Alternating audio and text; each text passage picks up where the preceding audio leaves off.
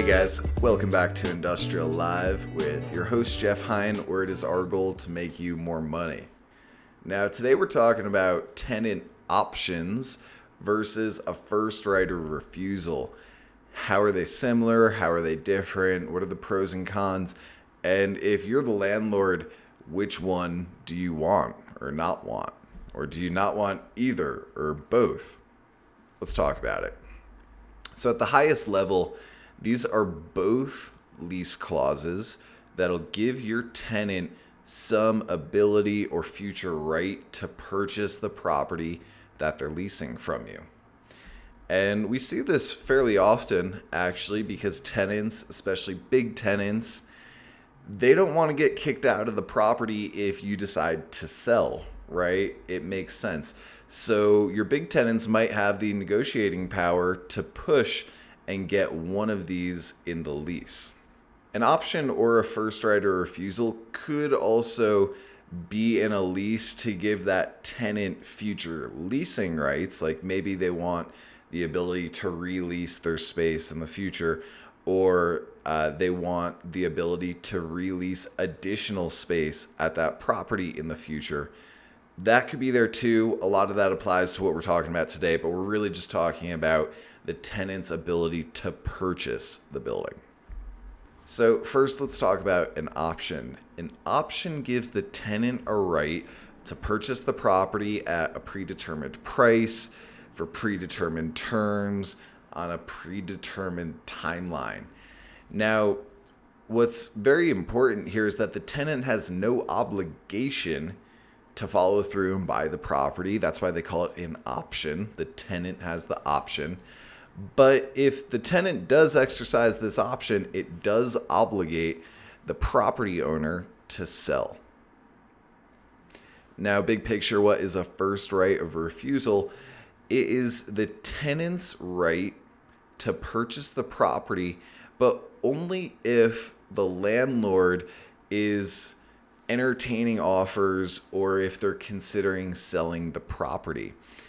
Now, when that occurs, the tenant has the ability to match any offer that the landlord has received.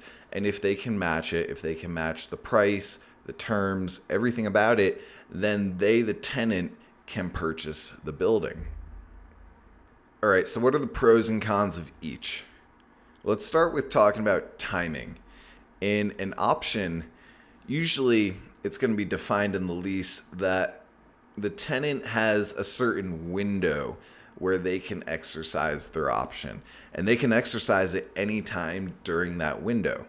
Now, compare that to a first right of refusal where the tenant can only exercise their option if the seller, if the landlord actually is offering their property for sale.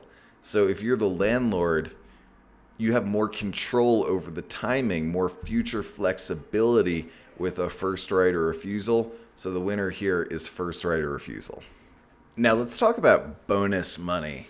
This is something that only exists for options, and it occurs when a tenant wants an option included in the lease.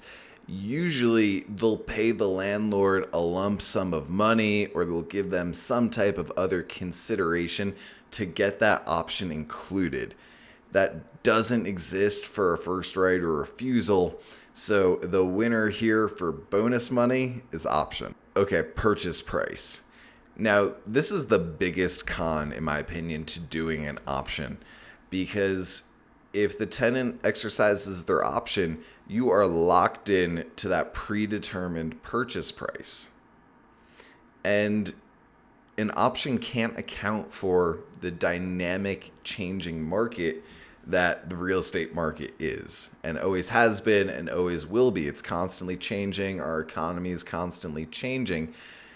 The first right of refusal can take advantage of that, because as you get offers coming in on your property that change with the dynamic market, the tenant has to match whatever offers are coming in that you're seriously entertaining. With an option, I've seen it before, and I'm sure it's going to happen again, where the seller and the tenant come up with a predetermined price. The market appreciates beyond that price, and that gives the tenant the ability to flip the property in 5 minutes, essentially, because they can set themselves up to purchase the property at that option, simultaneously negotiate with a third party who is going to buy the property from them immediately after they close for a bonus. So let's say the tenant option's at $2 million, the market price is $2.2 million. Some third party comes in and tells the tenant, hey, you buy this thing for $2 million, I'll pay you 2.1. You get $100K, I get below market price. Everybody wins except the landlord, who only got $2 million for their property that was worth easily 2.1 or 2.2. And conversely, if let's say the market did not appreciate that much, or it actually went down, you're still out of luck in an option because the tenant isn't required to purchase it. If their option to purchase is above market value, they're just not going to exercise that option. And then you're still not gaining anything as the landlord. So there's really no upside in the option scenario, and you do get downside risk. So the winner here is definitely first right of refusal, where the purchase price changes based on the market, and you, the seller, the property owner, have the ability to decide when you do or do not want to sell. Let's talk about marketability, because your property isn't really fully marketable if the tenant has an ongoing option to purchase it. Going back to that original example, let's say the market price of your property should be $2.2 million. The tenant has an option at $2 million. Well, if you sell it to a third party at $2.2 million, they're not going to buy it because the tenant could still exercise that option at $2 million, right? The lease would transfer with the sale of the property. Now, even if the tenant's option was at 2.2 and you sold it at 2.2, they could still be putting all this work into the analysis of the property, the time underwriting it, going under contract, the money spent, only for the tenant to buy it at 2.2. They're still losing time and money in that situation. So really, in order to sell the property, the option should expire. Now, a first right of refusal is better, but it's still not ideal because a potential third-party purchaser, they don't necessarily want to spend all the time underwriting a property and coming up with an offer if the tenant could just exercise their first right of refusal option, match their offer, and the tenant gets the property instead. So neither is going to help the property's marketability, but the winner here goes to first right of refusal. So to wrap up, there are some benefits of doing an option. You might get a cash bonus at the start. It could make for a quick and easy sale of the property.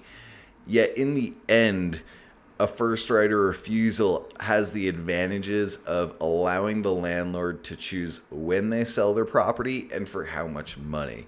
And it allows them to take advantage of any upside in the market. Now, a pro tip, if you are going to do a first right of refusal, make it a one-time first right of refusal where the tenant only has one opportunity to match the first offer that comes in. And that's to avoid emotional situations where, let's say, the first offer comes in and it's strong, the tenant can't match it, so they lose on that right. But then the contract falls through and you have another buyer submitting an offer, and then you're going back to that tenant to see if they can match this offer this time. It turns into a mess. Go with a one-time first right of refusal. Now, last thing to mention as a bonus, good job staying till the end, is a right of first offer. Now, this doesn't bind either party to anything, but essentially it's a watered down version of a first right of refusal or an option where you agree to, if you are going to sell the property, you agree to take it to the tenant first and give them an opportunity to submit an offer. You're not binding yourself to accepting it or to rejecting it. You're simply opening the communication channels and giving the tenant the first go at buying the property. So if you do have a tenant that's concerned about getting kicked out if you sell, maybe you want to suggest that, because that could be all they want, is the opportunity to communicate with you and not have the building get sold behind their back. All right, guys, that's all I got for you today. Hope you enjoyed it. Hope you got a lot out of it. I'm Jeff Heine with SVN. I'll see you next time.